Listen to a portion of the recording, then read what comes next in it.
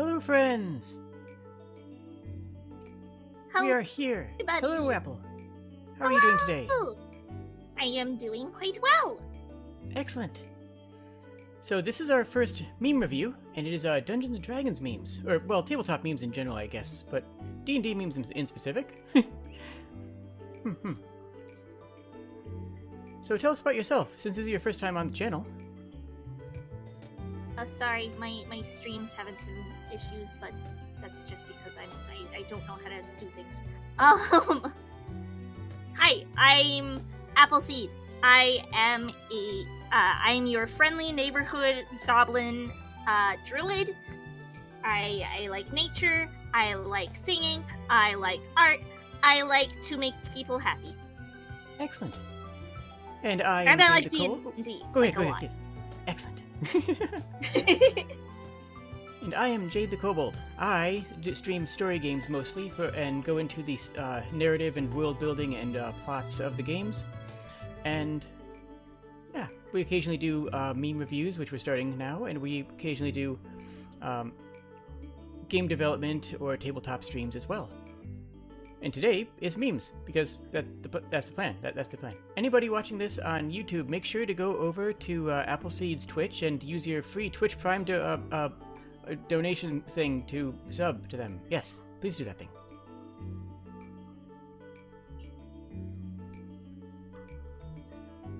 Oh, right. That's very sweet. And everyone on my end, go send some love to Jade, because they are the sweetest in the world. Go subscribe to them and send them all your love. All right, let's have our first meme. We have... This ring will turn the wearer invisible. Really? Can I try it? See? Just as advertised. It's yours for only 20,000 gold. Oh. Uh-oh. That's mean! He's gone. He's just outie.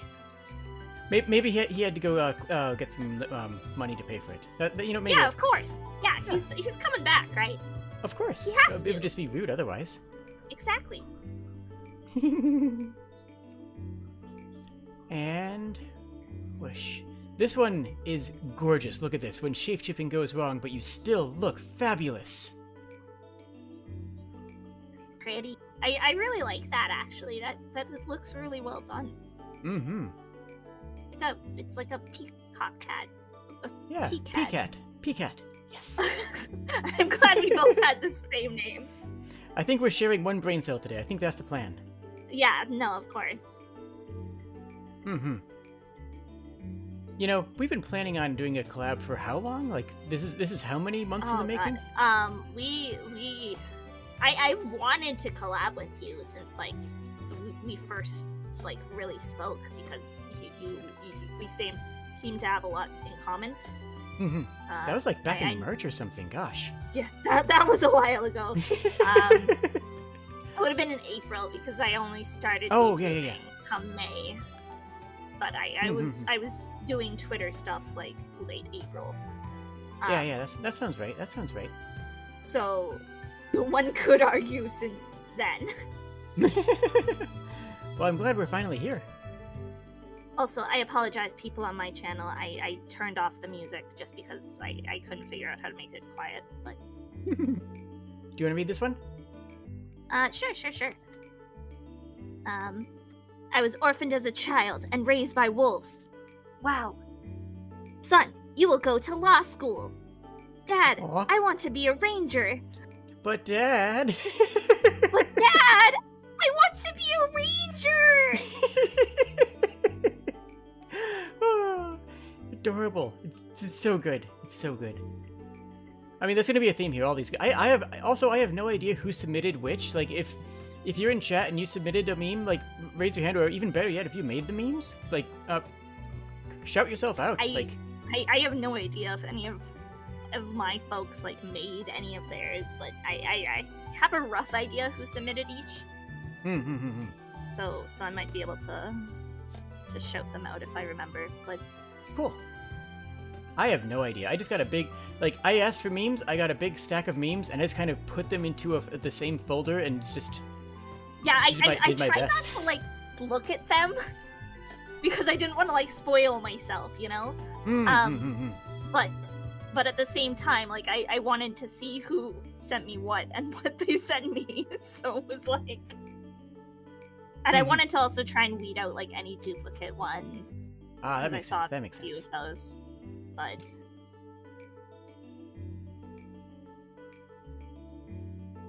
Alright, we have a new character who's receiving tons of awards. Which is, you know, that's great. Like, when you make a new character, it just feels fantastic, right? It really does. Like, there's some, like, weird serotonin about, like, just creating a new character. It's just, like, a rush of happiness. What do we have here? We have the character I actually want to use. The bad character I keep forgetting to rework. A character I've used exactly once. A character I made a week ago. A character that's just another character's family member. An old concept that I just never wrote down. A joke character that got a backstory. And another character that I made 8 seconds ago. But this one! Still proud of it. Still proud of it. This one's the best one of them all. Of course, everyone is the best one of them because that's the one that you're using right now. I may have made a character like 8 seconds ago, but you know what? This one right now. This is the one. This is the one. The best one of them all. That's a big mood. You ever just like make 5 or 6 characters despite not being active in any games? Like just sit down and start making things. I had like a period of time where like our old campaign that my partner was running went on hiatus / like it was ending, but we wanted to do the ending in person, and because of like pandemic, but it was like, okay, I want us to play new stuff, but nothing else is starting, so I just started making characters, and it was like, well, now I've gone down a rabbit hole. Amber says to stop putting her on blast, and my chat says to stop putting them on blast. Like, nope, this is going to be a solid stream of callouts on everybody in all the chats. We're calling you all out. Every single person in like both of our chats. Right, what do we have here? The DM announcing the party beat the boss. How do you want to do this? That's like, I like that thing that Matt Mercer does, where he just gives you the chance to do a narrative kill when you finish something off. I love that. I never actually really watched like Crit Roll or anything, so I wasn't aware that was something Matt Mercer did. But my old housemate did that with the DMs, or when he DM'd for us, because he was like a huge fan of Matt Mercer. And it was like, it always felt so nice being able to like narratively describe what was going on. The healer who scored the hit. I don't know. I never thought I'd get this far.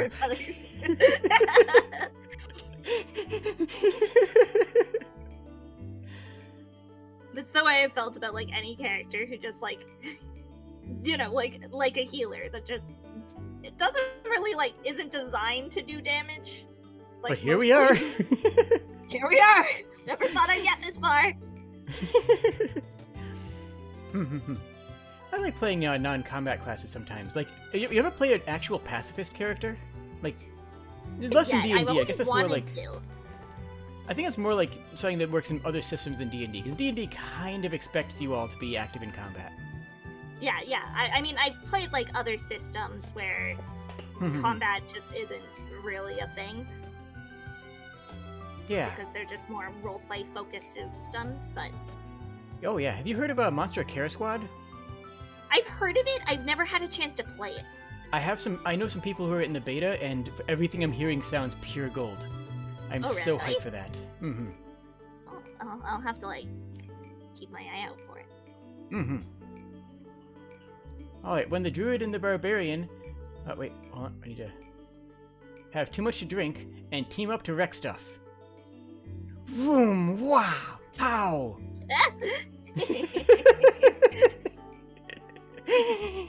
As a druid, I'm gonna say right now, if anyone tries to swing at me while I'm, like, transformed into a stag, like, I'll fight them.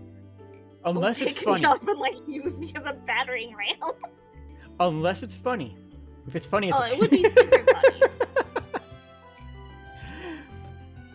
Oh, I love this one just because you can just imagine the player's mindset, you know, like almost fastball special, you know, throw me sort of thing, you know. Just... It was the exact thought process of like, okay, I want to throw a player, and then the druid being like, wait, hold up. But what if he threw me and I was a shark? Show me your memes. We're doing that, Cupid. Calm down. My chat. I've come to realize there are only 3 types of D&D players in regards to dice. Halflings. I'll just borrow dice off my friends. Elf. I have 1 to 3 carefully selected fancy dice sets that I use for everything. Goblin. Shiny math rocks make click-clack sound. Need the more, need all the more. Always need more. More dice. More dice. So you're definitely a dice goblin? I honestly, like, compared to some of my friends, I have very few. But I really want more. But, I'm like, definitely... No, go ahead. Oh, sorry. No, I have some friends who have, like, you know, here are my, like, 25 sets of dice. Give me okay. Shiny click-clack rocks, exactly. I'm superstitious about dice with other people touching them. It's like, no, my dice, no one else rolls my dice. So I kind of go the elf route. It's like, I have 3 sets of dice that probably cost as much as some of my friends' stacks of dice, because I love metal dice. I love the actual weight behind I've having never metal dice. owned a set of metal dice, but I love metal dice so much. I want to get a pair. Or They get feel a set. good. Just also buy like one of those trays to roll on, because you don't want to hurt like someone's countertop, you know? Yeah. No, our table is so full of scratch marks from from the years. Yeah, just like the weight behind the dice just feels really nice. That's all. Oh no, absolutely. I can understand that. Believe it or not, vicious mockery is a breath weapon. Elaborate on that? No. Okay. No, that checks out. It's a breath weapon. Yeah, I mean, I guess technically you are breathing when you speak. Yeah, no. Where's the lie? That's it's a breath weapon. Yeah, no, but why not? I can't think of no notes. Flawless logic. Correct me if I'm wrong. I don't know if you'll know the answer, but is a Dragonborn's like breath weapon a bonus action? Like, could you theoretically vicious mockery and then also breath weapon in the same turn? You know, I don't know in 5th. Like, Okay. So I've played a lot of D&D, but I haven't played nearly as much 5th. A lot of my experience is actually 4th, and I will go to bat to 4th. I will fight and die on the hill that 4th edition is a really good addition to D&D. But yeah, having played 2nd, 3rd, 3, 5, 4th, and 5th, I've actually spent the least amount of time in 5th because I says I don't have any active campaigns. See, I have like basically all my experiences in 5th. I've played a little bit of Pathfinder 2. I've seen a little bit of 4th edition, but never played it myself. 4th edition is very cinematic. It's less. That's what I've heard. It's less we're making a realistic thing, and it's more Voltron can only form Blazing Sword once per episode sort of logic. It's very movie logic, which if you have a group that's in that the mindset for that, it's phenomenal. If you don't, then then other editions might work better for you. But I'm a big fan. I really enjoyed 5th edition personally, but again, that's mostly my bias because it's literally all I've played, basically. So yeah, I've enjoyed my time in 5th. Like the games I've played, I played for a campaign for a couple months of a campaign at least in 5th, and I enjoyed the system. Like, yeah, I like it better than Pathfinder. I feel like Pathfinder took a step back when 5th kind of cleaned up some of that. And that's just my hot take, I guess. I've heard mixed things about Pathfinder. Yeah. Pathfinder 2 isn't bad. It functions very similarly to 5th. Does the 32 hit? Classic. It might. Yeah, of course it does. Greg. I'm just pulling a random name out of my butt right there. But... Jeez, Greg. No, it's too late. That's already going to be a running joke. We're going to call it Greg all stream now. Greg is the name of the DM that we're just constantly frustrated with. No, that one's a classic. It always makes me chuckle. That's a good one. All right. Oh, okay. I know what this one is already. You want to go ahead and read it? Go ahead. You can read this one. Okay. I swear, I will have revenge for the death of my brother. You have my bow. And my axe. And your brother! I've seen that one in text form many times, but yeah. Okay, Kiro, I thought you shared this one. So I knew I had to include some form of this because I received 2 submissions of it in text form and this one. Yeah, I received two submissions of this in text form and this one as well. So I was like, yep, no, this is a popular. Yeah, and, I mean, let's be honest. Style helps. Your brother can get his own revenge. Like I think there's a level of nobility in that, right? Like yeah, you know, yeah, no, that's good. Like he can avenge his own death. I think that's great. You should be able to avenge your own death. Right? Yeah, absolutely. Noble. All right. The fighter hits things. The wizard casts spells. The rogue sneaks around. What can you do? Bard. I can't. Nope. Nope. No. Okay, next meme. We're skipping that one. Nope. No. Nope. We're just gonna keep moving on. We're gonna keep moving. Yeah, these 2 say-so streamers here. Just like, nope. Nope. Can't read that one. That one has naughty content. Okay, we're just gonna keep it moving. Okay. We have a Cloak of Elven kind. Okay. That. Okay. And then we have a Cloak of Elven mean. I like it. I remember getting sent this one. I don't know who sent it, but... Also, can we talk about how cool this artwork is? It's really nice artwork. Like, honestly. Yeah. Like, I love the one on the left especially. It's not too busy. There's not too much going on at one time, you know? Yeah, no, it's very, like... It's clean. It's clean, Elven. Yeah.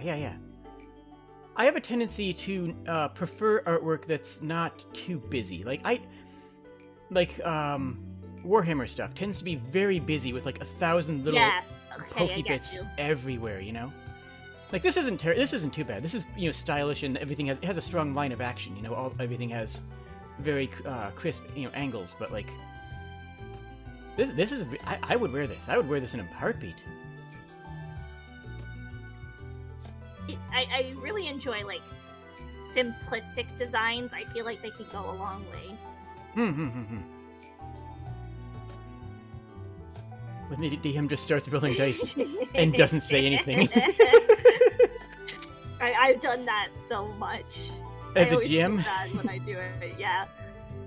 I had one player for the longest time, and she doesn't play with us anymore because she moved away, but she would always get so paranoid whenever any DM of ours would do that. So I got a lot of fun out of just like standing there, like rolling some dice and kind of just keep rolling. And she was like, "What are you doing? What are you doing, Apple?" Don't worry about it. It's fine. Oh, don't worry. Your character doesn't notice anything. Oh, your character doesn't seem to notice anything.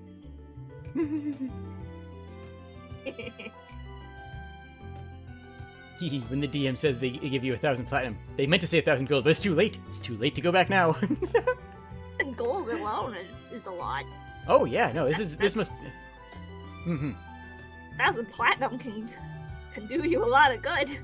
Oh yeah, that can buy like anything. Although I've been actually enjoying a couple systems I've played. Well, not systems, even just D&D. I've played a couple games where money was where money was not a feature of the system. Like, I played a D&D game where the party was going out to a new world, like Christopher Columbus, new continent discovered style thing, and they were homesteading. And just money had no value. It was only what you could find and craft, which changed the entire economy, but it worked pretty well. No, I've played a lot of games, and I feel like D&D is kind of... The expectation is that you get, like, a little bit of gold at a time. But I've played a lot of games where we've been given, like, a lot of gold very, very quickly. Mm-hmm. And it's like, okay, what do you do at that point? Like, you buy some magic items, and then it's like, okay, now what? I guess I buy a castle that I'll never actually go back to because we're out adventuring all the time? Yeah, exactly. Like, I don't know. Do we start a business? Like... Oh, I had players do that once. It was actually the one, campaign I already mentioned where they were homesteading in a new land. The players wanted to start a trade caravan instead of actually following any of my plot hooks. And I'm just like, okay, you know what? Fine. You guys want that? I'm down for that. This is now an economic game, and you guys are running a trade caravan. Let's go. Let's do this. It ended up being a lot of fun. We had a campaign for a while where the main goal of the campaign was that we had all basically inherited a great debt, and we were in like the elemental plane of fire. Ooh. And specifically like the city of Brass, which is all about like money is everything. And we pretty early on in the campaign managed to create like a really amazing metal out of like the phoenix fire that my character could produce. Oh. And just burning a certain type of metal, I don't remember what. That's kind of cool. But we ended up selling it and starting like this whole business and like getting a patent for like this metal and became like well-renowned like businessmen, and we sold it to like chariot teams, and that's like cool. It was really fun. Right. Everyone calm down. Just because I'm a flaming skeleton does not mean I'm trying to fight y'all. Jeez. Like, people always assume that whenever like the demon is like coming towards you with his like club raised in the air, like that he wants to fight, but you know, they just got a new club and they want to show it off. Yeah, it's a really nice club. Yeah. But no, really, as a GM, this kind of thing can be a excellent way of adding of creating a good narrative moment of, you know, playing on the player's assumptions that, you know, like maybe a demon is coming to create a bargain with someone, or, you know, maybe feel free to use monster races in interesting ways as opposed to like assuming that everything's going to be a combat encounter. Yeah, I some of my greatest like times as a GM have been like exactly that, of like, you know, I have a city that's well renowned for being like a scum kind of like awful horribly like thief-ridden city. Yeah, exactly. And then, you know, you go there and there's like, you know, someone who's trying to like have a little market on the streets because they're trying to like raise funds for their sister who's dying, or like something like that. You know, just fun subversive expectations in a situation like that. You can make those moments more dynamic. You can make those moments more interesting. Yeah, exactly. We have here the DM describing a layout of combat in an online D&D game. The party? What? Have you played a game with no tabletop or no? That's my life right now. Where things are finally loosening up and the restrictions end in where I live. after far too long. But we've been playing like almost exclusively online because we all love D&D and we don't want to like stop for all of this. I mean, like without an actual board. Like I've been playing online using a tabletop simulator, which is great. Okay. Without an actual board. But without a board at all. I don't think so. Like I've done. I think I've played in like one session where it was just like entirely theater of the mind. Like there was no map. Like we had our tokens, and there was like, here's the dude. The rest you just think of yourself, basically. And that was that was fine. I do a lot better when I have some sort of visual myself, but right on. I've been really, really spoiled when it comes to groups because a lot of my groups have been with other actors. So playing with pure theater of the mind is a really good way of getting into character and getting going full imagination. So I've done a lot of that, and it can be tough in combat, especially if you have combat abilities that like require certain ranges. It's like, hey GM, does this work? And the GM's like, yeah, sure, why not? I guess. I mean, I'm bad at that stuff even when I have a map.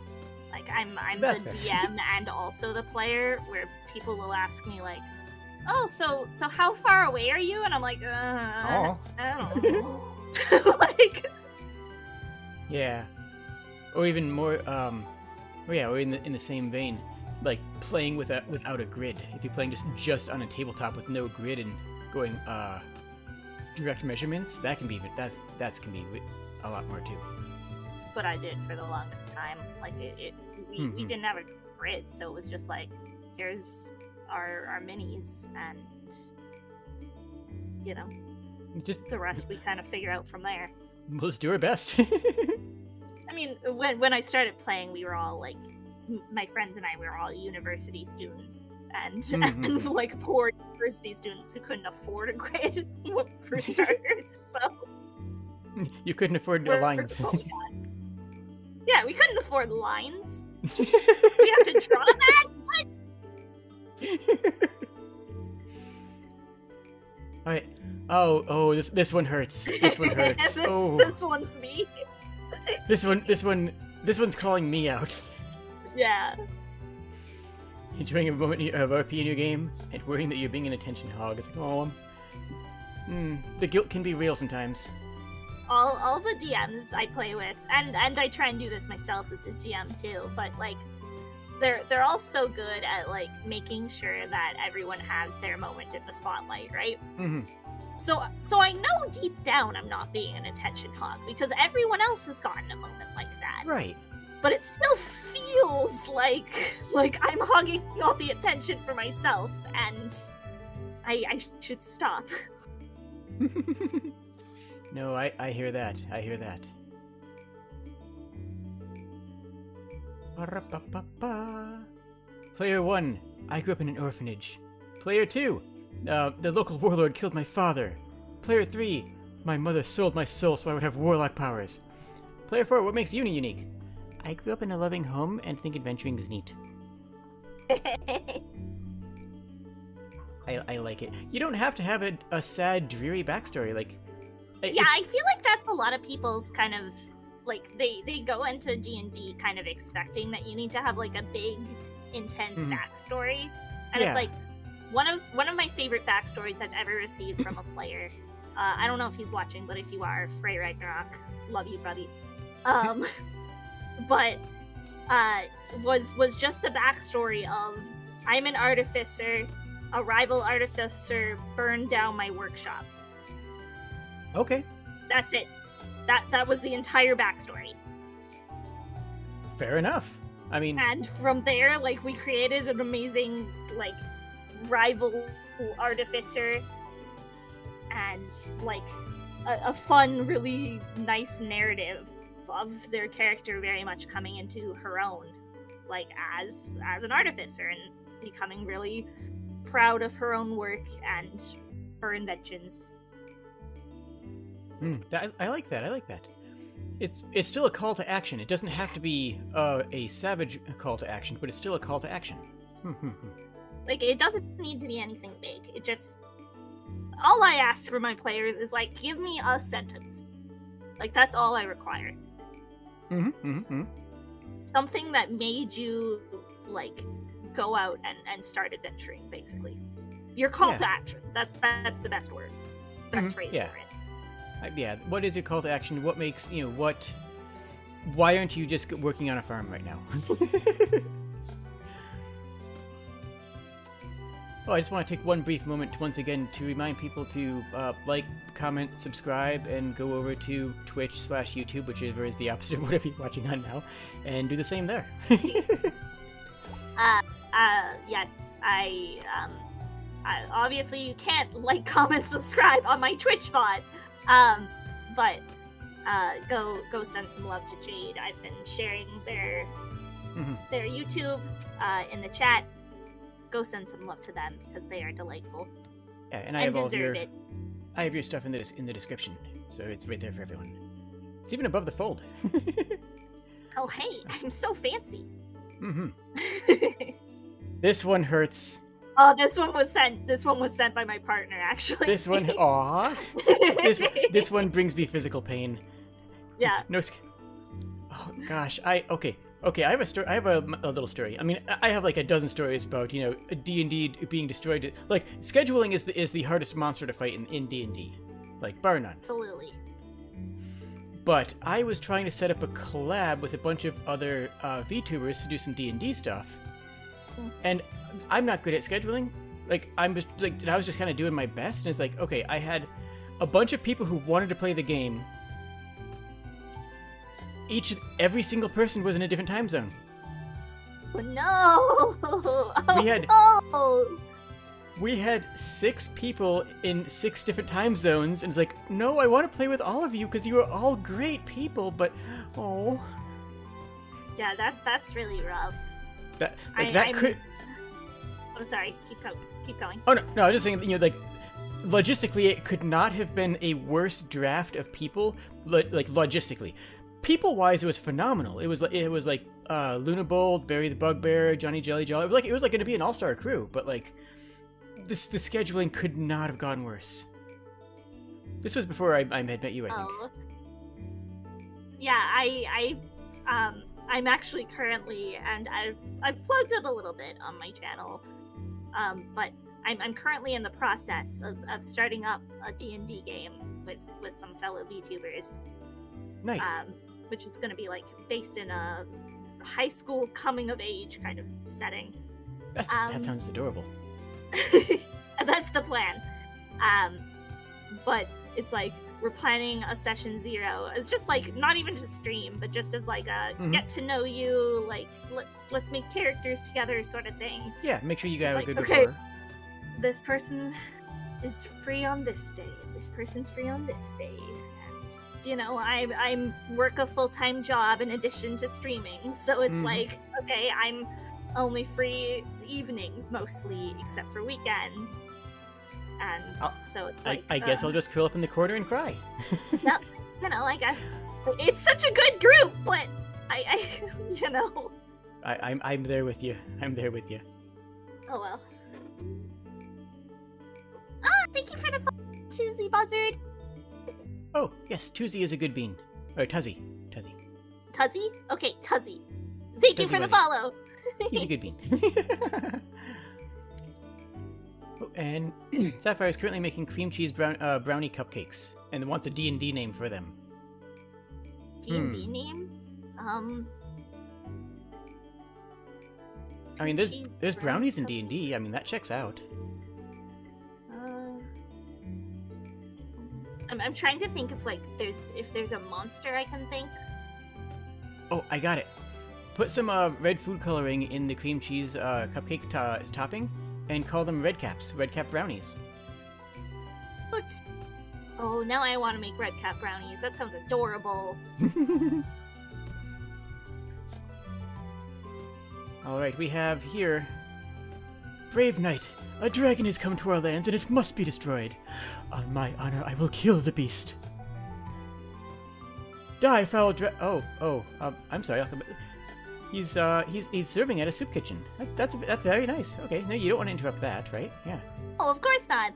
Thank you, Luna Bold, for the follow. Also a good bean. Prepare yourself. Oh no, that's a community garden. Okay. Okay. Well, we'll come back later. Dude. Oh. Oh, look at him. Oh, you can't kill him. Right? To kids. Kids adore, and this is coming from me. I work at a daycare. That's my line of work. Kids adore any stranger reading to them. Oh, okay. Like, they love that. They love new people who will read them books. So I can't imagine how cool it would be to have an actual dragon come in and read books to you. I've done the opposite of that. I trained a therapy dog because, well, I had a dog that loved everybody and, took him through therapy dog training.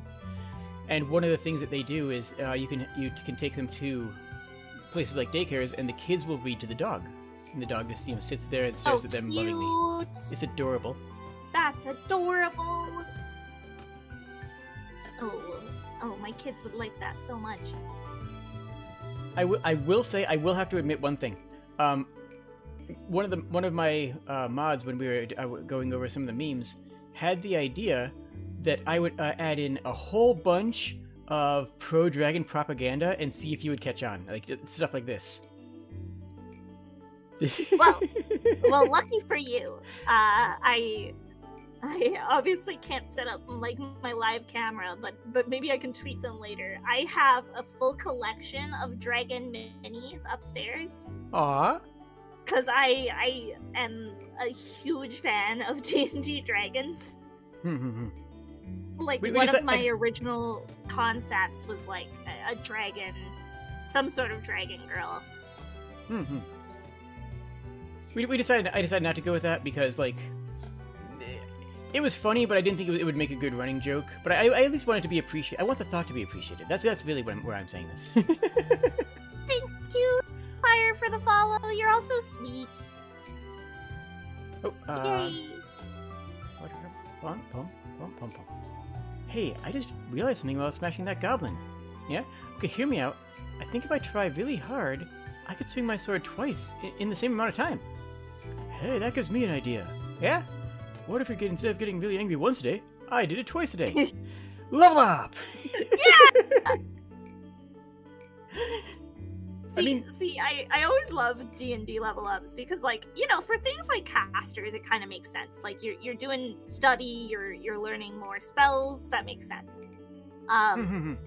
But yeah, like for things like martial characters, fighters and barbarians especially, like, it's just, yeah, I feel like I can hit things maybe twice now. Yeah, they can be a little arbitrary, like, and I don't like the idea of forcing players to go to a trainer when you level up, which I think you had to do in a couple of older editions, but I don't like that idea. But at the same time, if a character's getting a pivotal level or a pivotal new ability, it makes sense to make it a narrative event if it fits into your story, And it doesn't always, but something I can't stand, and thankfully I haven't had this happen very often in any campaigns I've played in or run. But I can't stand when someone decides to multi-class and there's, like, they give no...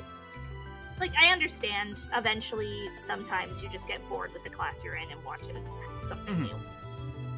But have some sort of, like, narrative reason for it.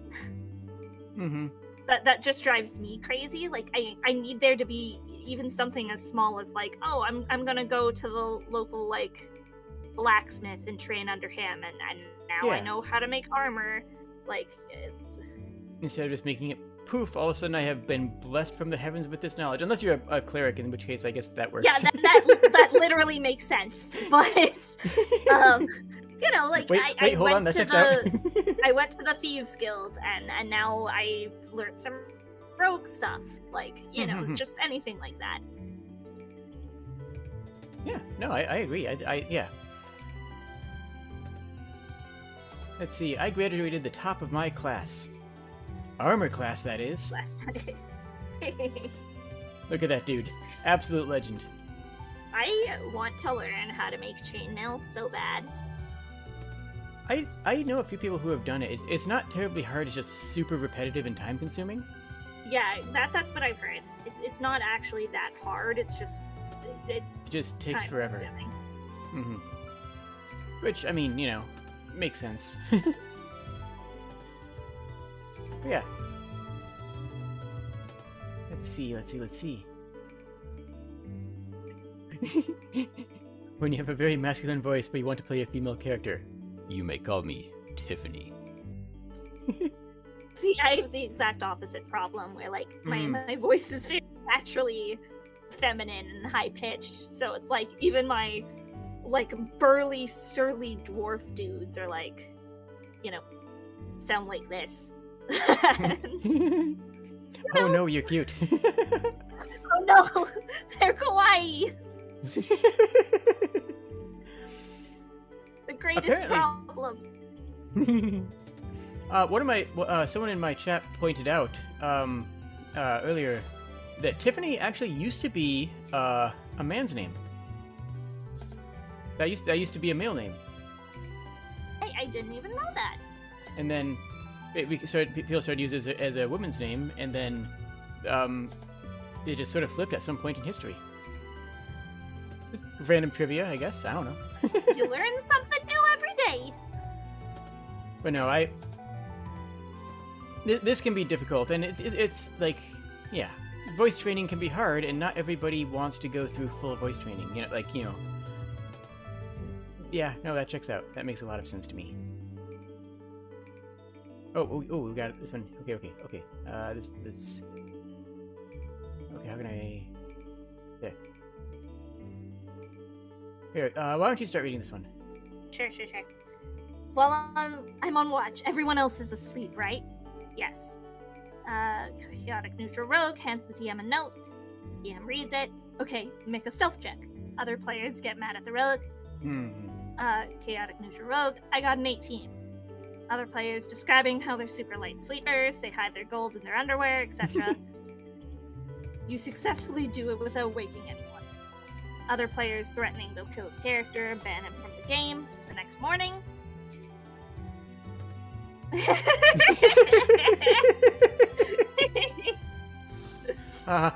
The best possible outcome. Yeah, party destructive characters are always a red flag for a person in general if like somebody wants to start doing that. Like, but overall, you know, I hate it when people like, actually try to steal from other party members and stuff. But if it's for a prank, you know, okay, I get it. That's fine.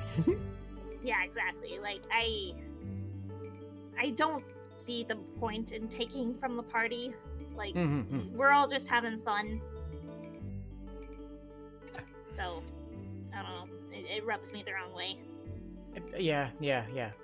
And, like, it's only fun for one person. Yeah. You know? And, like, there's plenty of good ways to rogue, like, without that, like... Yeah. Agreed. Absolutely agreed. Best possible outcome of that. Best possible outcome. There are so many bad possible outcomes there. Best outcome is you got the Jigglypuff treatment. Kind of getting your face drawn on. Uh-oh. When you're fighting multiple enemies, and you're trying to figure out what all their ACs and HP are based on your team's rolls. Ooh. I hate it when players do this. It's innocent. It's not like a bad thing, but I hate it. I try, and I know I'm bad for it in terms of AC as a player. Like, okay, I can recognize a 16 didn't hit, but a 17 does, so... Yeah, that's one thing, you know, though. chances are, or no, rather, opposite way around. But I try not to do that with HP. You're not like the player who's sitting there with taking notes on everything, and then cross-referencing their own copy of the monster manual to see what we're fighting stat block wise. I hate that. Like, Right? I know the monster manual pretty well because I've been DMing for a while, and you know, when I started DMing, like monster manual was basically all you had in terms of monster content. Yeah. But it's like, again, talking about 5th edition specifically, but Right. I like if there's something that I encounter and I don't recognize what it is, that makes me so excited. Or if it's like I genuinely don't remember what these things' abilities are or how much HP they have, like that's exciting for me because it's like, oh, okay, something new and potentially very scary. I always try and throw a wrench in this anyways because I use a lot of environmental effects. It's like, you know, what monster has the ability to throw their torch at a pile of hay and then take cover behind it? It's like, no, that's just what they're doing. that's not a stat block. They just create it. They just use the terrain to their advantage. You know what I mean? And that makes sense. But I try to, because I play with a lot of seasoned DMs as well. I try and counteract things like this by buffing monsters in certain ways. So it's like, it might be that, you know, they have like, or just altering them in some way. So like, here's a giant vulture, but it's an undead giant vulture, so now it can also do like necrotic damage. Yeah, or just like completely use the stat block for something else. Like this is a skeleton, but I'm actually using the stat block for an owlbear, and because it's more appropriate to the situation. Like, you know, difficulty wise,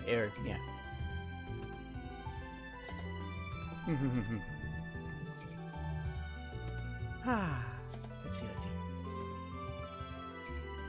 What we got? Oh, okay, so we have... Oh, okay.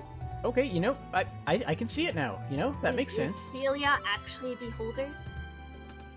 I think it's supposed to be them having a kid. Okay. It's part Mike Wazowski and part, what's her name again?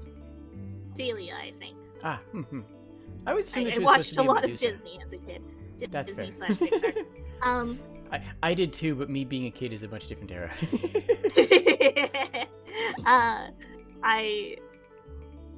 Now I want like the Monsters Inc. like sequel, or even just like a spin-off, like brief thing where we see this beholder child. It sounds delightful. I don't try to figure out what it is. Fun. I just want to know if my crappy rolls will hit the thing. That's fair. Let's see. Finishing a boss fight with 1 HP left. Still counts. I had one character, and he was the character that I have never in my entire life rolled better stats. Like, all of his stats were absolutely incredible for us being like level 3 or whatever it was. We were not very high level. His stats were like absolutely crazy. Nice. And like to the point where I asked the DM to like nerf them because I felt bad in comparison to the rest of the party. But the kind of session where he really shined, I think, was he went down due to us fighting hobgoblins, and specifically a hobgoblin devastator, which has like a big ability to cast a fireball and not hit any of his allies, but just his enemies with that fireball. So I got down, and then immediately rolled a nat 20 to get back up, and then got down again and rolled a nat 20 to get back up. I'm invincible. And it's like, you cannot knock me down. Nice. I am unbreakable. One thing I will shout out 4th edition for is that 4th edition, it's actually explicit that HP is not health, it's your ability and willingness to fight. And like that. I like that mentality. And the way that they used that in 4th Ed was that bards were healers. And it explicitly says you don't close people's wounds, you give them the inspiration to keep fighting on even after the point where they should have fallen over. Which I think makes perfect sense. Yeah. I think that's what a bard should be. Mm-hmm.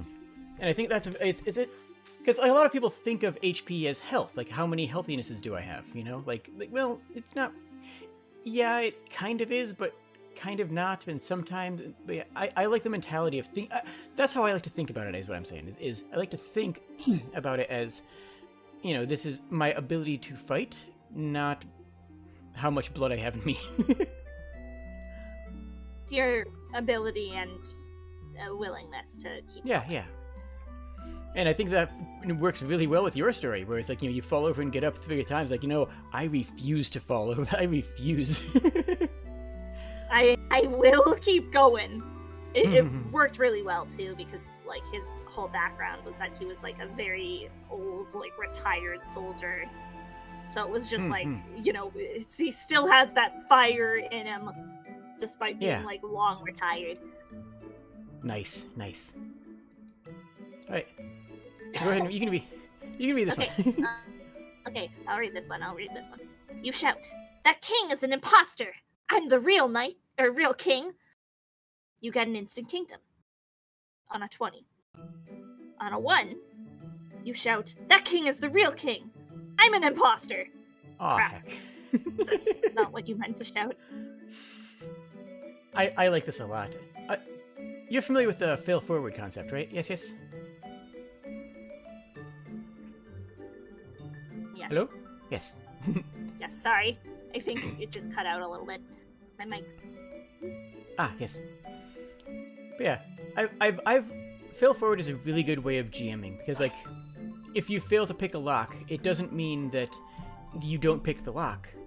It means that you aren't successful with the way that you wanted to be. It might mean you pick up the lock and now a guard turns around the corner. It means a complication arises, you know? Yeah. And here it's like you rolled a 1. It isn't that people don't believe you when you say that you're the king. It's that you say the wrong thing and make a mistake in your speech. Like you actually just, you know, whoops. Just, you know, human error. Of sometimes you get tongue-tied and you accidentally say the wrong thing. Yeah. Put enough ranks in bluff and you'll never fight again. Well, I mean, one's happened, friend.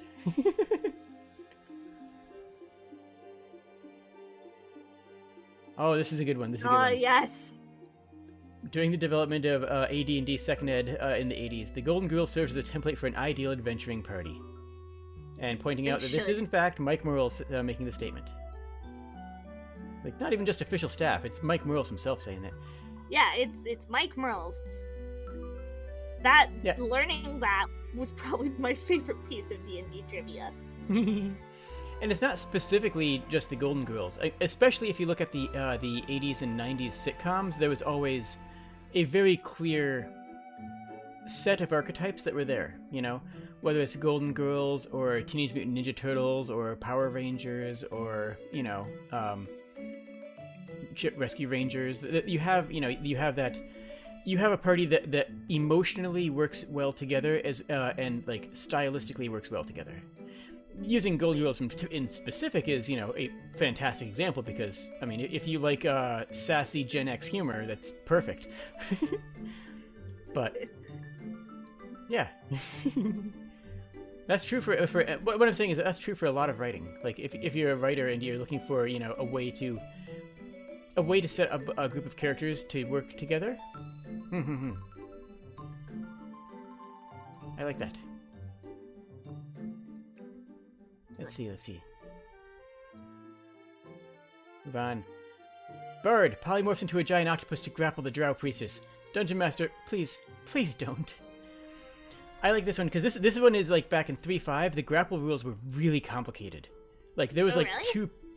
there was like 2 pages of grappling rules, and so the GM's just like, no, don't make me go and look up the rules before one encounter. No, please.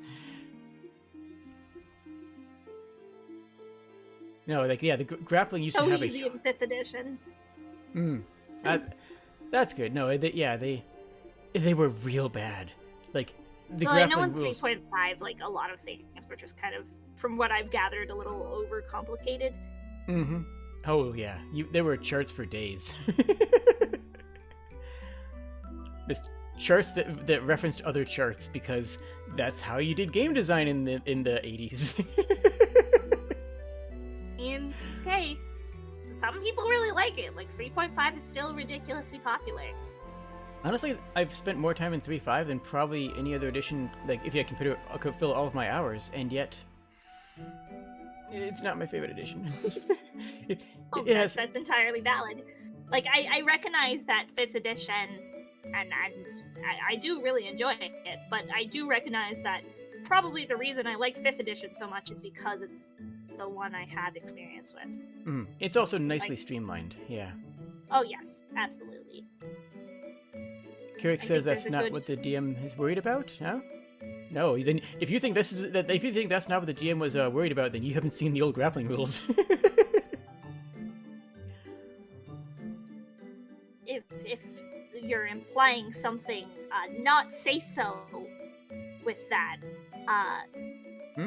This is a say-so area. I'm not sure what you're talking about. Giant octopus, drought priestess. There's implications there, but huh? It doesn't. I'll take. Okay. Oh. Okay. When the fighter's about to roll diplomacy, but the bard stops them just in time. I always find it fun, and granted, like. I do get frustrated by it because, like, you know, I play in a game where I play like a 20 charisma tiefling paladin, and it's like, okay, I'm also like a redemption paladin, which in 5th edition, like, is specifically built to do a lot of persuasion stuff. Oh, nice. And so it's like, okay, I have really good persuasion, and I'm really good at talking to people and like trying to convince them to maybe not. Could you not? And it's always very funny when someone else attempts, but at the same time, it's like, okay, that's my niche. But you know, it's also very funny to see like the and granted, we don't have one in that particular party, but seeing like a barbarian with low charisma, see what he can do. Just because it's funny, like sometimes. Just because it's entertaining. Yeah, exactly. And I think this is also even more true in other systems like Shadowrun, where it's very common to have a face character whose primary role in the entire campaign is talking to people. Like, bards do, a lot. Bards wear a lot of hats, both metaphorically and literally, in my experience. But in another campaign where you only have, we have someone whose dedicated job is that can be different. You know, that can be a different sort of thing. Let me see. I've had a lot of parties where we've kind of had like a face of sorts, but I think it is fun every now and then, just seeing what others can do. Just for entertainment value, if nothing else. Just because it's funny. Exactly the kind of stuff that DMs have to research because they're dumb players. Aerodynamics of a cow. I can't think of a good example, but I've had some fun things that I've Googled in the past just because of players. My daughter is like, why is she sticking her fingers in the woman's mouth? Don't worry about it, friend. Don't worry about it. Don't worry about it. It's a good show. Don't think that much into it. It's fine. No, that show is as good as it is gay, and it is very good. That is very true.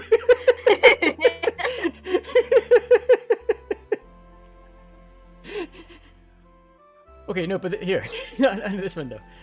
Yeah, aerodynamics of a cow, because like, I've absolutely had, you know, players, and I've absolutely been the players, but like, can I do this? And the GM goes, what?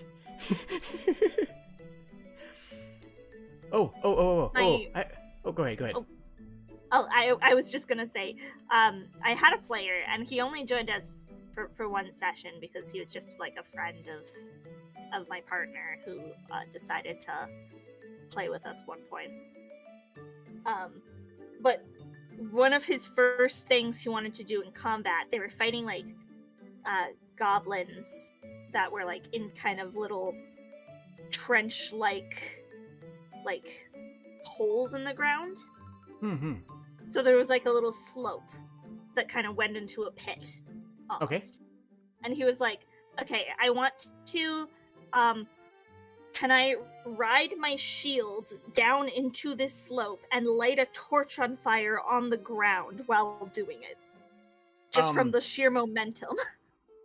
I think that absolutely yes, because that's rule of cool. You have to say yes for Yeah, that, right? yeah, exactly. Like, I fully play by rule of cool, and I'm like, that sounds awesome.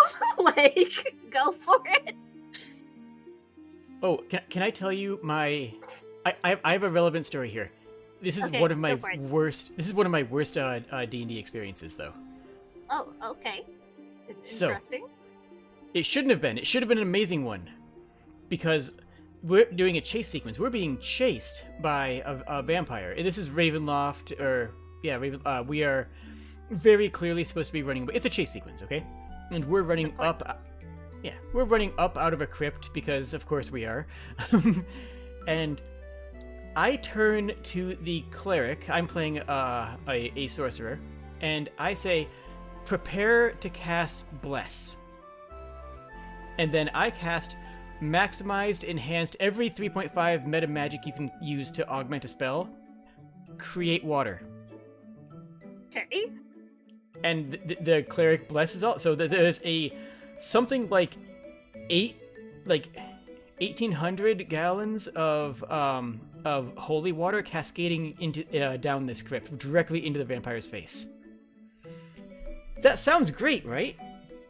Sounds really cool, yes. That sounds awesome until the GM stopped the game dead and spent 45 minutes consulting a bunch of different rule books, because that's the kind of GM they were. And they tried to figure out what this would do mechanically. Fun. Right? It's like, you just ground what was... This is a chase sequence! This is a sequence that's supposed to be about moment-to-moment, cool, stylish events. And you just stopped everything dead. Oh, that sucks. Like, I don't know, I've always been, like rule of cool. Like, yeah. If my players are having fun and doing something that they think would be really, really neat, like, that's all that matters to me. So yeah, and like I agree. This guy was not a good GM. I mean that I think is pretty clear at this point. But yeah, no, absolutely. I think there is a point where you should confront the rules, because sometimes people will try and do ridiculous things, but sometimes the ridiculous things are the best things. Yeah, exactly. And I think everyone needs to keep an open mind if you're GMing in that regard. Yeah, so at the end of it, he's like, basically came back to us, like, again, this is a good 40 minutes past, and everyone's either on phones or have pulled out, like, books and novels and are just, reading passively. And he's like, well, I can't find any references to a quantity of water, so it just does 2d8 damage. And everyone at the table was like, no, that's way too cool, that's way too big of a thing to just pass as that. He's like, well, the rules say it, and it's like, okay, whatever. That campaign didn't last long after that, sadly. Not sadly. Well, yeah, I mean, even if it was a good group of, like, players, if you got a not-so-good GM. I was so proud of that idea, though. Yeah. Cool. Oh, this one's another classic. No one hits like Gaston, no one crits like Gaston, no one's on page 206 like Gaston. Hits like Gaston, no one crits like Gaston.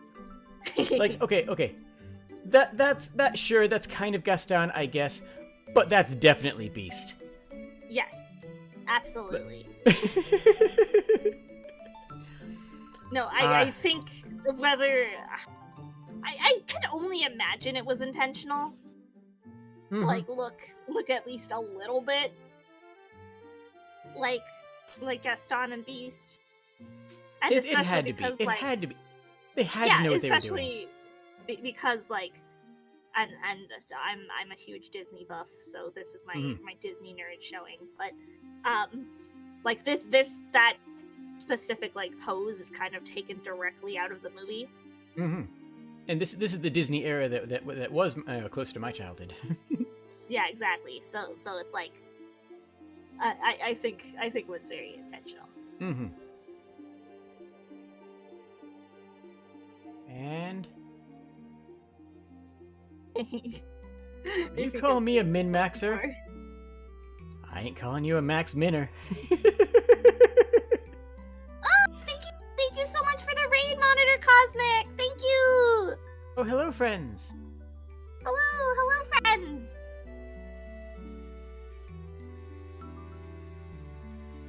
We are looking at D&D memes today with the lovely Jade the Kobold. Hi. I should, I didn't think about it until now, but I should have put your chat above your head. I should have figured out a way to do that. I don't actually know if I can do that. It's okay. I've got like my chat going. It's kind of right under your chat, so it works quite nicely on my own stream. But I've actually, my chat says hi to your chat.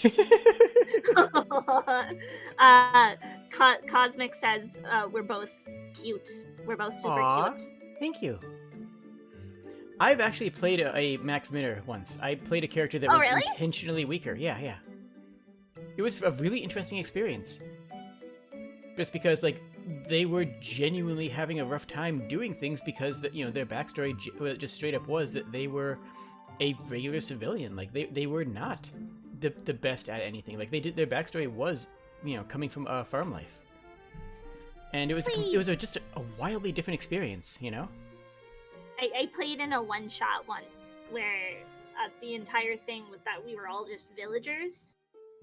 Like, just regular commoner villagers who were kind of just brought in to fight, like, a local... I don't even remember what it was we were fighting, but it was like, okay, we all have, like, 4 HP. So, thank you, Cosmic. I'll hydrate. Good idea. But it was like, okay, we've got such a legitimate fear of death because, like, the lightest hit could knock us down.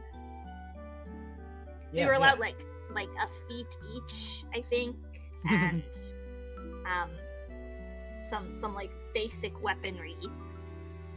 But it was fun. It was a fun little one shot. Yeah, Dark Sun is a good campaign setting for that sort of disempowerment for the players. Is there a Dark Sun for the 5th edition yet? I really want there to be. Yeah. I've heard very good things about the Dark Sun setting. Yeah, it's a good one. It's a good one. Let's see. Get that thing out of my face, D&D. Plays for a session. That was me, actually, like, so much, where my ex in high school, I watched him. I came over several times during his D&D games that he'd run, a 4th edition specifically. And it was mostly like a few of them would get together, and then there would be like us group of girlfriends that would hang out while all the boys played like D&D together. And it was fine. I kind of watched them play every now and then. It didn't really seem like my cup of tea. But then my first year of university, I had like no friends and no one I knew in my dorms. And a friend of my sister's was actually like, hey, I'm starting up a D&D campaign with some other people I've met. Do you want to join? And I'm like, I need to make friends because I don't know anyone. So you know what? Let's give it a shot. And then like 5 minutes in, I was already hooked. Nice. Gosh, I can barely remember what my first was. I think it was 2nd ed. I think. Really? Oh my goodness. Yeah. Oh no, I'm a boomer tuber.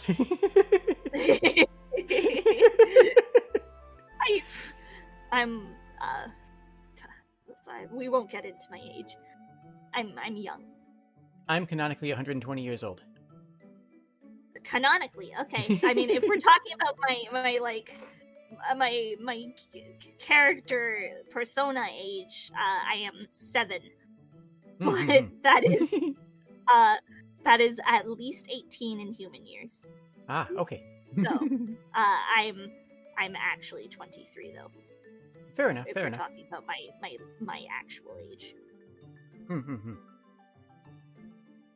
But yeah, I think it was a second ed, and I ended up playing like just.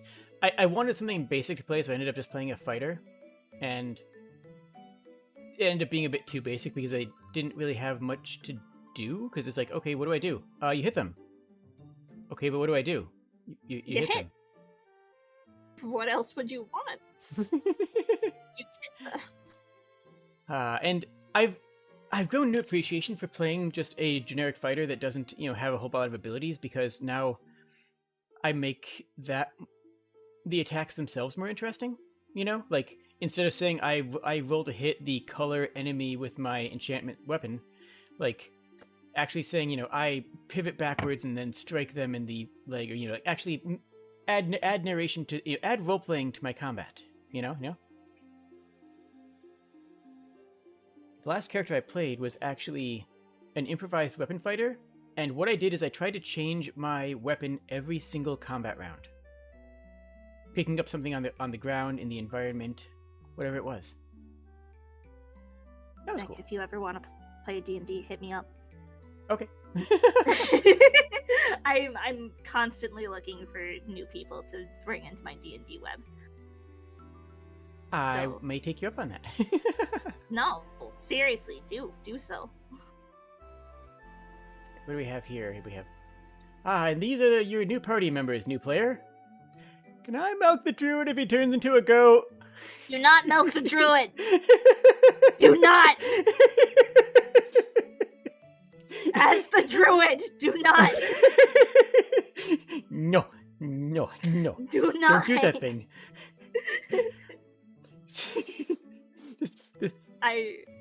My first time... The expressions, though. my first time ever playing Appleseed as a D&D character. Mm-hmm. No, don't milk the druid, Caitlin. No. Was I joined the party, and I kind of did it without their knowledge. They met like my kind of adopted father, and it was like, okay, I'll set you up with a pony and some supplies, and you guys can go on your merry way. And I was the pony in disguise.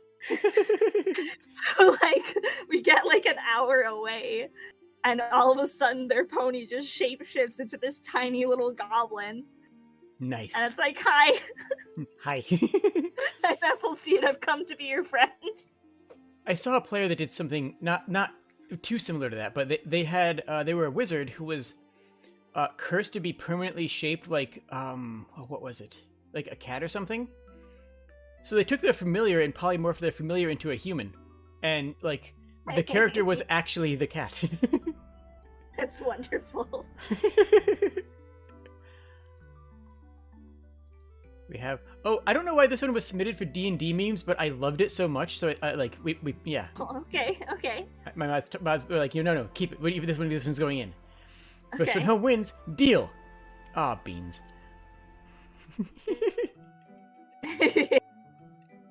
It's just cute. It's just...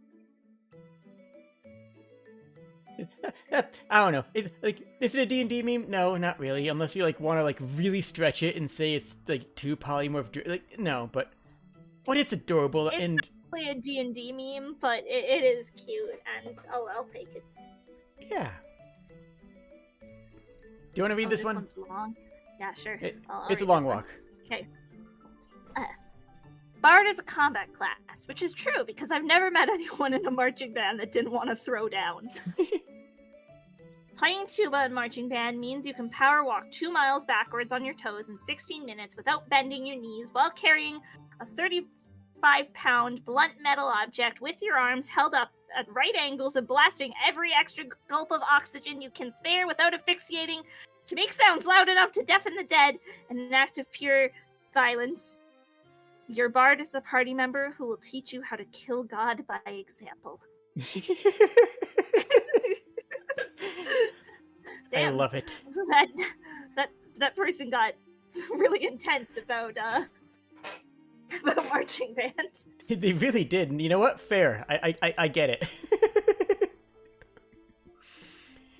Yeah. That you know what? All that checks out though. That the math checks out there.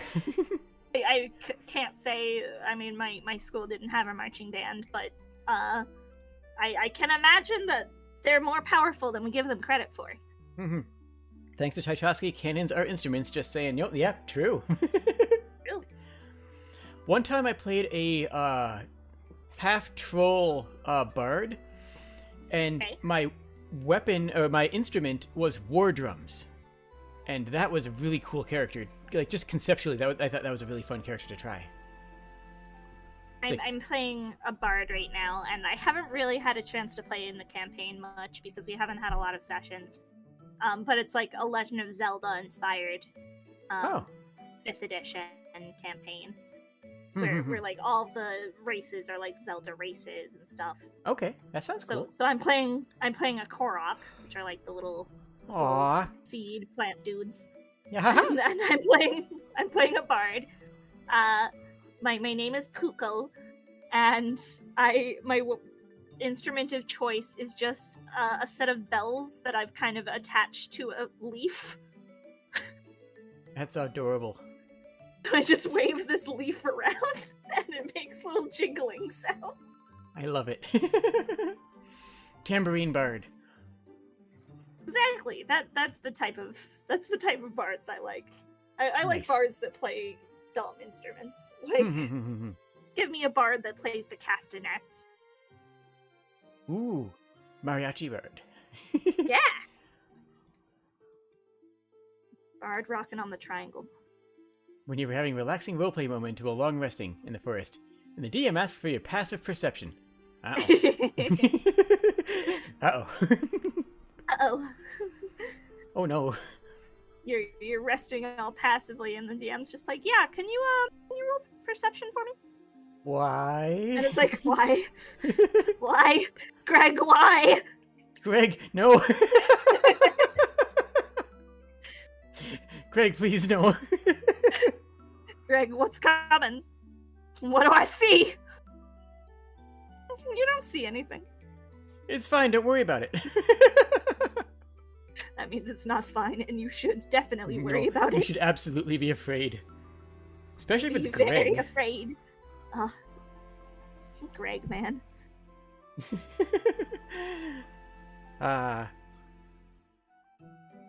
Let's see. To glory. Oh, this one. How'd you get like that? Every time I roll a 1, I do a push-up. Ah, heck. Yeah? Yeah. Sometimes it be like that. Sometimes it do be like that. It's... Okay, my chat, one of my chat is flexing their perception rolls. Like, okay.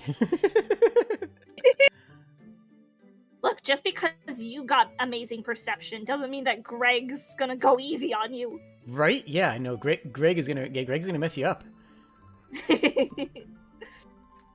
My dog is dealing psychic damage. For those who have missed, is the fictional DM in all of these situations. Yeah, no. If you weren't here at the beginning, oh, too bad. I pulled a name out of my brain, and here he is.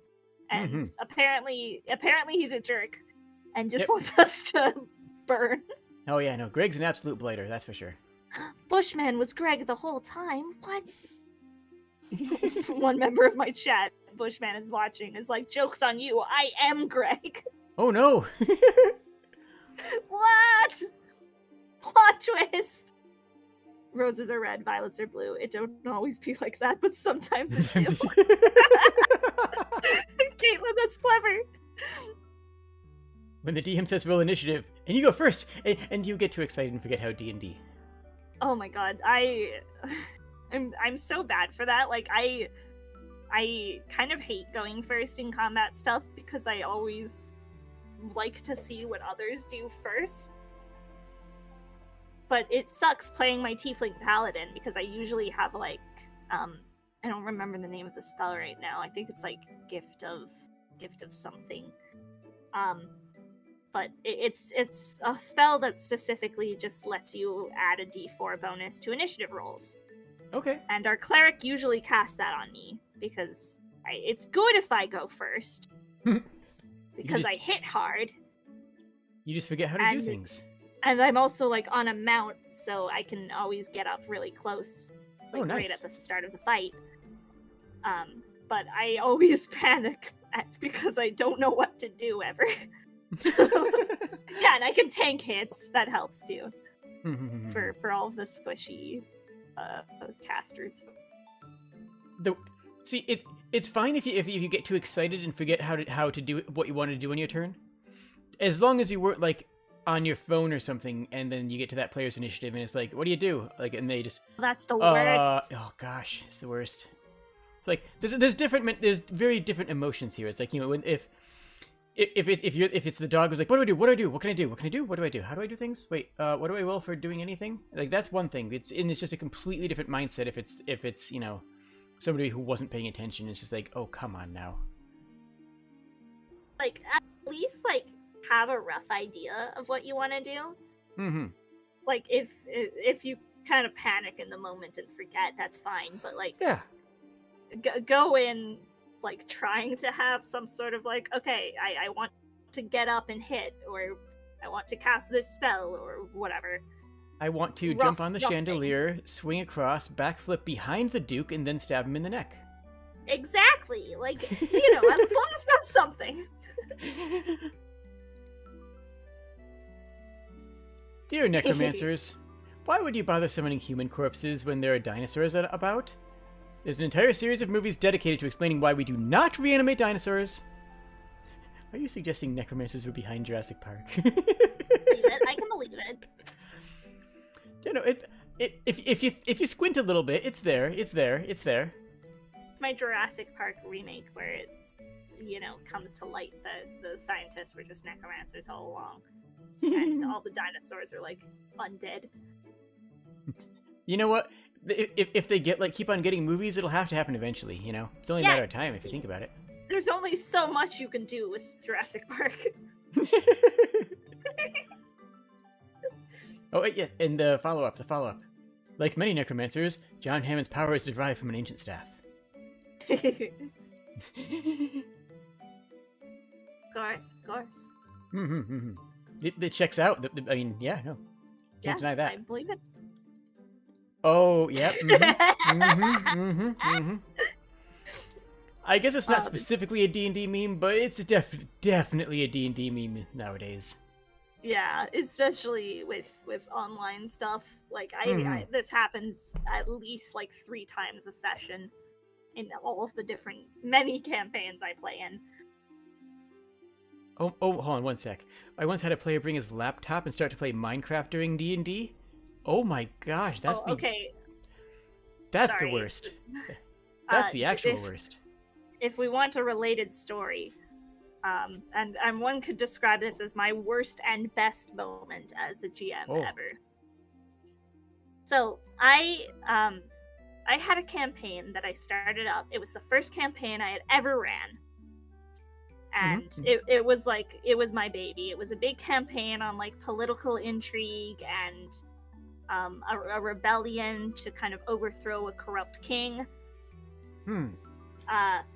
I had this like epic final battle where they had like stormed the castle, and like went to fight the king, and the king like they fought the king himself, and then he had like a phase 2 where it turned out like he was actually a Baylor, which is like one of the demons, a very powerful demon in 5th edition. I don't know if a Baylor exists in older editions. But yeah. But very, very powerful demon. It was this amazing, super intense fight. They win that fight. Everyone is like, we're talking. We're having this like, okay, we're gonna do like a little epilogue sort of thing for each character. Just like, what have they gotten up to, like, since that happened? What is their ending, basically? Yeah. How's the narrative arc complete? It was like so like amazing and made me so happy, and all of my friends are like around me crying over like their characters' epilogues. I'm like reduced to tears because this is like a story I've told that just came to an end. And one of my players who joined the campaign kind of late, so I understand she probably wasn't as invested, but she spent the entire time on her Nintendo 3DS. Oh. While all of us are like crying and hugging around her. And I'm just like, the entire time I'm kind of wanting to just like take it from her and throw it across the room. Yeah. I never do that, of course, But you'd think about it, Rod. It made me so frustrated, but at the same time, like, it was such a satisfactory end to an amazing campaign that, I still remember that night very, very fondly and think of it as like my proudest moment as a GM. But it's like, just a little bit of spoil on it. Just a little bit of spoil on that moment. That's too bad. Yeah, exactly. Like, it could have been so absolutely perfect, but there was just that one ruining of it all. Okay, so brass and bronze dragon exist, right? Brass is an alloy of copper and zinc. Bronze is an alloy of copper and tin. This implies that zinc and tin dragons both exist.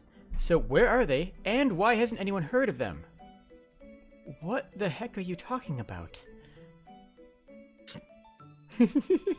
See, what does kind of drive me crazy, and, well, while I'm very familiar with 5th edition, obviously, like I said earlier, am a big fan of dragons, and have a lot of homebrew or third-party like references of older edition dragons that have been like translated into 5th edition.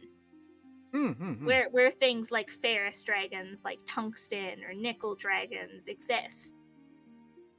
I like the iron dragons. I think they're so neat. I'm so upset they don't exist in 5th edition. Just a breath weapon that is just sparks, like just forged sparks spraying. Is like, oh, that's so cool. So cool. Yeah, gem dragons are coming back. I know that, Bushman, which I'm very excited about. They have fey dragons in 5th now? They do not. But we're getting like a book soon on just specifically dragons. Okay, so good.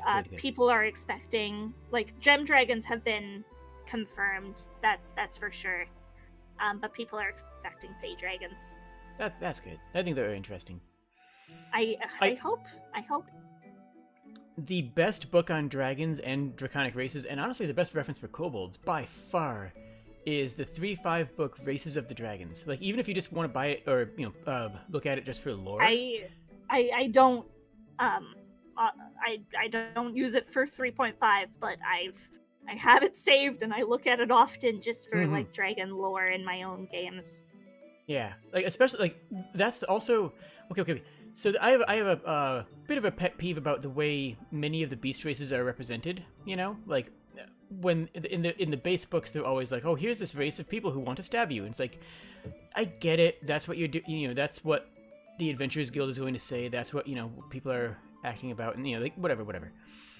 Races of the Dragon is one of the few that actually talks about those, races from their own perspective and how they see themselves. Which I really, really... Mm-hmm. Like, I think 5th edition, in their way of doing dragons, it focuses very heavily on, like, here are a dragons, here what their lairs are like, here kind of what their general habits are. Here's how to add them aligned, as enemies. The types of things they collect, and that's about it. Yep, here's how to use them as enemies and plot devices, not here's actually information about how they live their lives. Yeah, and, like, I love dragons, and dragons are a big part of basically every campaign I run. Like, even in that first campaign I was talking about that ended, like, one of the party's main allies was just a very, like, good-aligned bronze dragon who, like, really hated corrupt, like, tyranny-esque monarchy. It was like, oh, you're using your power for evil? Hey, screw you. Wait, someone in my chat's talking about how they tried to kill the Rainbow Mother. That's too bad. You know who the Rainbow Mother is, right? Am I out of the loop on something? The Rainbow Mother, the 5-headed dragon that teaches you to be strong and well, yeah, that's another name for her. yeah, okay. I duh. That makes perfect sense now. Yes, Tiamat is my queen. I love Tiamat. But from the perspective of a follower, it's like, oh, it's the Rainbow Mother who teaches us to grow strong and protect our friends. I like that reading of it. I do. I really like that reading. When you're brand new to D&D and you're not worried about the role-playing part. As long as you can do basic math, you'll be fine. Ooh. Yeah, about that. Now, granted, I'm as I was saying to you, I'm also come from a background of theater, so role playing was never an issue to me. Same. But it's like, yeah, basic math about that. Oh no. I can't do basic math. I can do it as long as I'm not trying to think about it. And when I'm trying to think about it, I am completely incapable of doing it. Yeah, no, I can't do it ever. At all.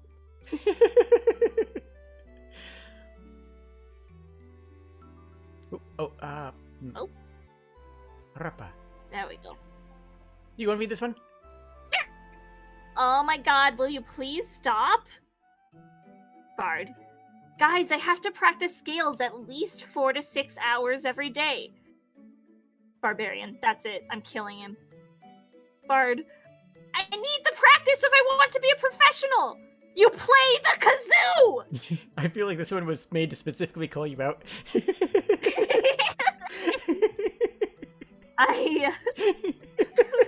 that's the best kind of bard. Ones that just play nonsensical instruments. Are you saying the kazoo is not a noble and respected instrument? I like bards that play either weird instruments or bards that play super really interesting instruments. Like instruments that are forged out of really interesting things. Like I played it very briefly, and it was in a campaign where we were all pretty evil aligned monsters. But I played a harpy bard who had a drum that was forged out of a human skull. Cool. That was pretty neat. My chat's getting mad at me for insulting kazoos. No, I'm not. Kazoo is a great instrument. It's just, not a conventional choice, I suppose. Luna says, I may be stupid. There's a second part to that statement. That was the comment. I may not be smart. That's it. That's it. That's all I got.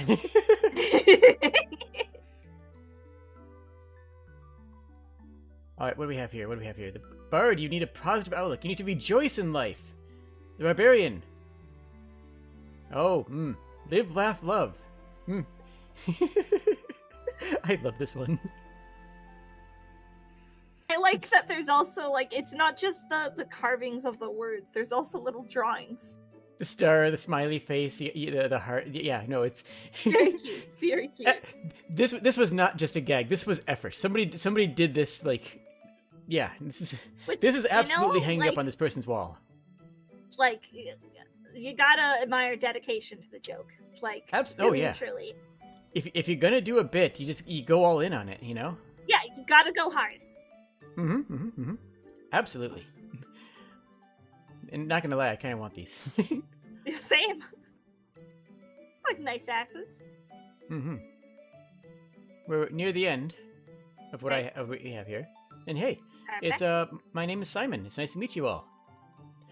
I've been playing Dargo, the half-orc ranger. I seek battle. Role playing. I know, it's like... I love it. I love it so much. I have, obviously, a lot of D&D fans in my chats. Wonder why. But, yeah, gee, I wonder. It's not like I've marketed myself as a 5th edition druid. But, I also have, like, a bunch of people who are very unfamiliar with D&D and just, like, role-playing games in general, which, okay, that's fine.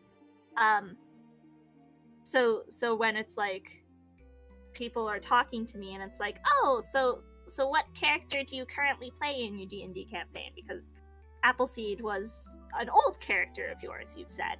And I'm like, oh yeah, I play an edgy tiefling paladin who's from a cult. Nice. She grew up in a cult and all she knows is, like, you know, death and destruction. It's fun. It's good. Slightly less wholesome, but, you know, it's all good. Well, again, she's a redemption paladin, so she's working on becoming a better person. Yeah, no, when I started VTubing, I honestly forgot mentally that, you know, okay, so every culture on Earth almost has an idea of a kobold. Like, there's kobolds in, you know, the Western mythology, there's kobolds in Scandinavian, there's different kobolds in Welsh mythology, there's kobolds in Japanese mythology. I wasn't actually thinking of myself as a D&D kobold, like, at all when I started out. It was like, oh, wait, no, this is going to be recognized as a D&D thing. I'm okay with that. That works. Sure, branding, why not?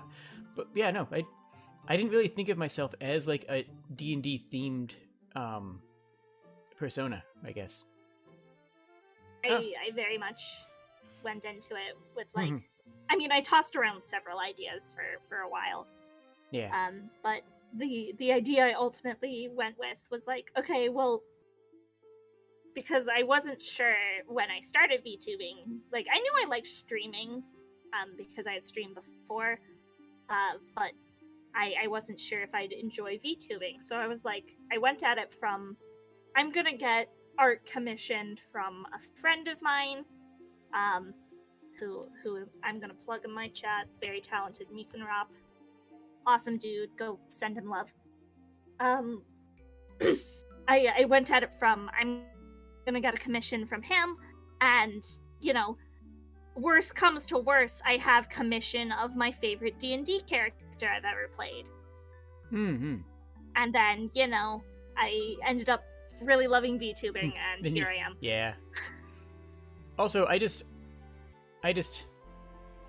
have to point out one thing. This cat on the bottom is amazing. This is a Princess Monster Truck. Oh my god, what a name. Yep. My cat's name is Egg, so I always appreciate the name for a cat. So I just had to, I know we're, like, I'm covering up everything, but, like, I just had to show off Princess Monster Truck because she is amazing.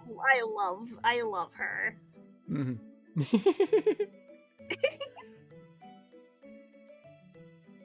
I just had to. I just had to. Yeah, of course, of course. And rename D&D monsters. We have Kitty Whippins, Bird Brain, Rockin' Arms, just Squid Worst, Chompy Dingus, and Chest Pains. Squid Worst got to me. They're all so good. I love all of them. Chest Pains is also good. No, those are clever. This is the last meme we have. So I was thinking that from here we might be able to think of some other classic D&D monsters and rename them. Oh God. Okay. I'm not very good at renaming things, but okay. What all do we have on this? Okay, well, the other classic D&D monster that isn't on here, that I can think of is Beholder. Which is, like, I think exclusive to D&D. Like, I think D&D invented Beholders, and they're used exclusively. I don't think exclusive necessarily. Well, but, maybe not exclusively, but I think D&D, like, D&D, like, yeah. Or Beholders came from D&D. I think so. That makes sense. Beholder, like a weird Blinky Boy. Like Blinky Boy.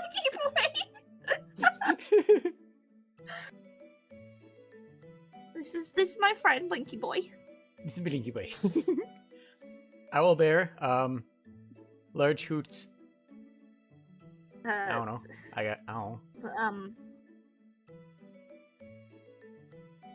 Let's see. What else is in another D&D? Owly Claw.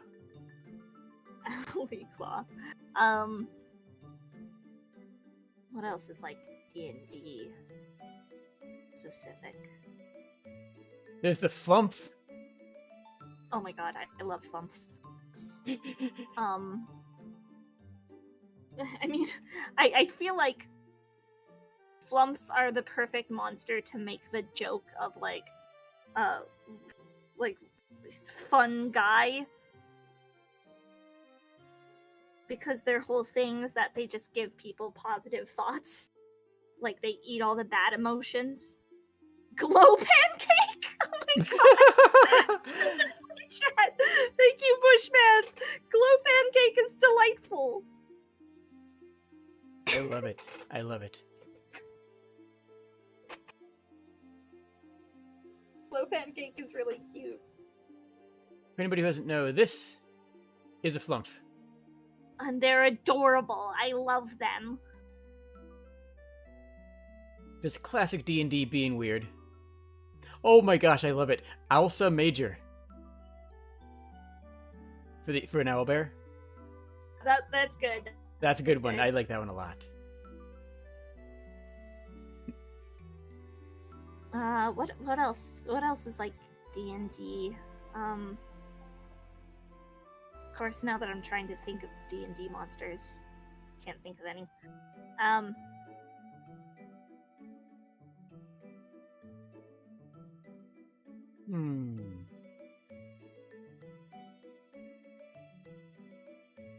It's Mr. Bad Touch.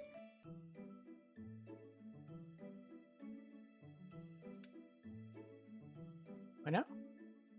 A lich is Mr. Bad Touch. Oh. Okay.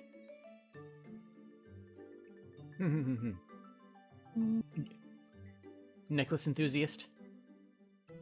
Necklace enthusiast.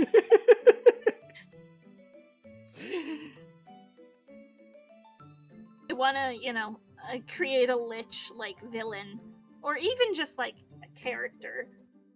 I love the idea of like good aligned liches. You would have loved the campaign I ran last year.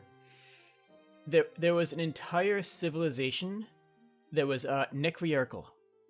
That is the people who the first people to die in the civilization and become lich were the most revered in the culture, and everybody was who died became a lich. Like the entire culture was all undead individuals. Neat, actually.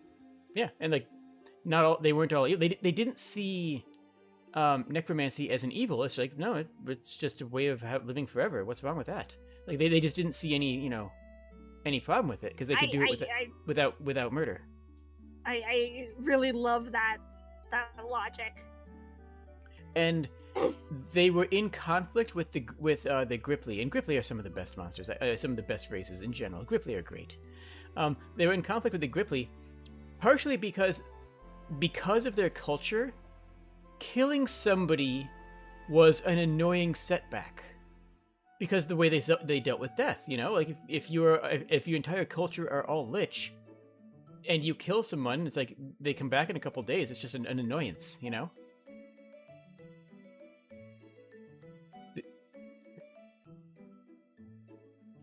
be really interesting, actually. Yeah, it's an interesting way of handling liches in a way that was not inherently evil. Yeah, I love the idea of just like a lich character who, he has a necklace and everything that he just sorry, swearing, just absolutely adores, and like constantly wears with him everywhere. The party like eventually gets their hands on it, and it's not even his phylactery. Like it's just a necklace he really likes. He's just a necklace. Or nice. Or even if that necklace was a gift from their late wife. It's not their phylactery. It's just really meaningful to them. Yeah, like it's just it was the last memory I have of like my wife, dude. Like the heck. It means a lot to me. Like you had to steal it? That's so rude.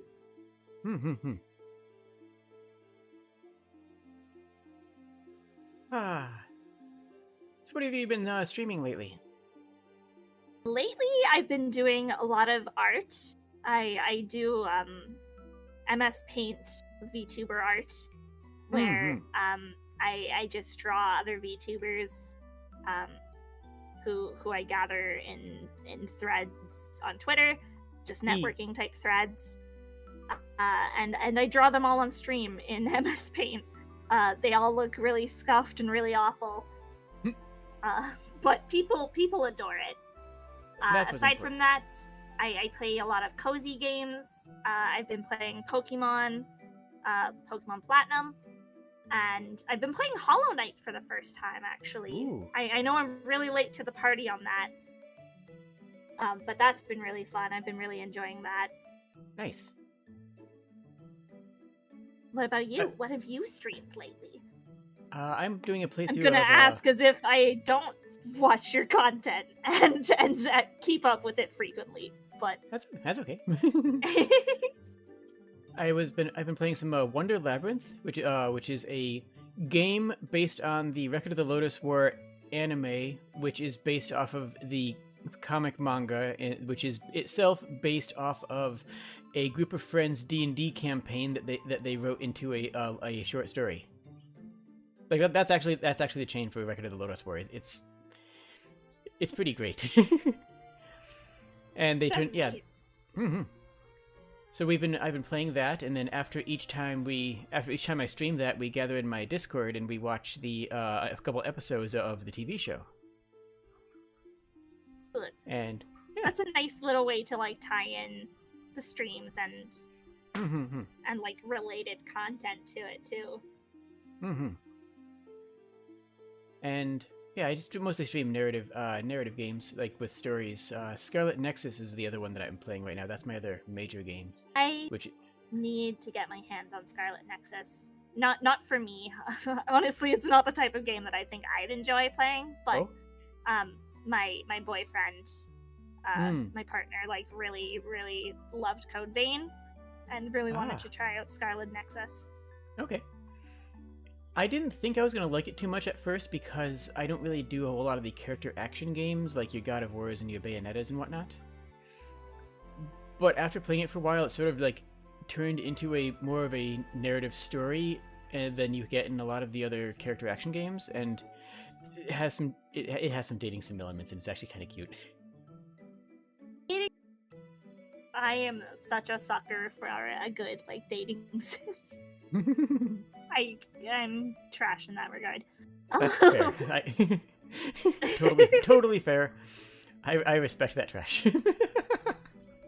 I love any game where like even if it's not like a direct dating sim, but like any RPG where like I have the option to also romance someone is like top tier.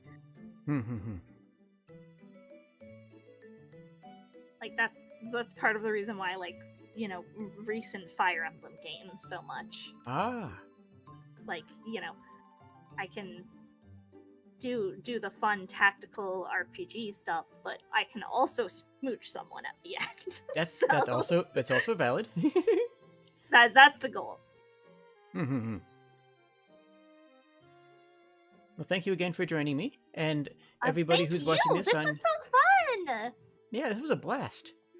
Anybody who's watching this on YouTube, make sure you go check out Appleseed. Their link is in the description. Make sure everyone who's watching on my channel to check out the lovely Jade, who is just such a sweetie and who I've been wanting to collab with for forever. So this made me very happy. I'm sure our paths will cross many times. Oh, I'm sure.